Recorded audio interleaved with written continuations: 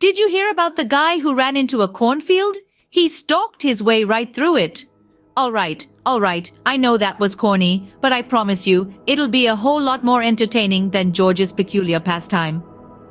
Now we all have our quirks, don't we? Some of us can't sleep without our favorite teddy bear, others need to have their socks match their underwear. But George, our dear George, he takes the cake, or should we say, the corn. George, you see, has a very unique hobby. Picture this. A beautiful summer's day, the sun is shining, birds are chirping, and there's George streaking backwards through a cornfield. Yes, you heard that right, George, in his full natural glory, loves to sprint through fields of maize, tailwind and all. What's that about the corn slapping his butt, you ask? Well, it seems our George has a peculiar kinship with nature. He swears by the therapeutic effects of a good old corn leaf spanking, claims it's the best exfoliation treatment around, and let's not even get started on the adrenaline rush. But let's spare a moment for the corn, shall we? They didn't ask to be part of George's peculiar skincare routine. Imagine their surprise when they see a full-grown man sprinting towards them, in reverse no less.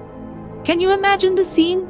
A perfectly peaceful day in the countryside, and suddenly there's George, running backwards, stark naked, through the cornfield. Now that's a sight you won't forget in a hurry. But there's more to this story. George's peculiar pastime has become somewhat of a local legend. Tourists flock from all corners of the globe just to catch a glimpse of the famous cornfield streaker. Now that's one way to put your town on the map. And what about the local scarecrow, eh? It's got the hardest job of all, trying to keep the crows away while also dealing with George's daily jogs. Talk about working overtime. But, as they say, one man's weird is another man's wonderful. And while we may not understand George's unique passion, we've got to respect his commitment.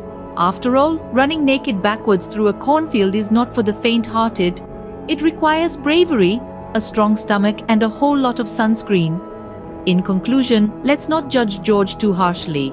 After all, we all have our own ways of letting off steam. Some people like yoga, others prefer a good book, and George, well, he likes when corn slaps his bare ass.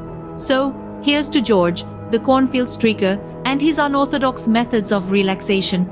May the wind always be at his back and the corn forever in his, well, you know. Until next time, remember, life is like a cornfield, full of surprises. You never know what you'll find running backwards through it.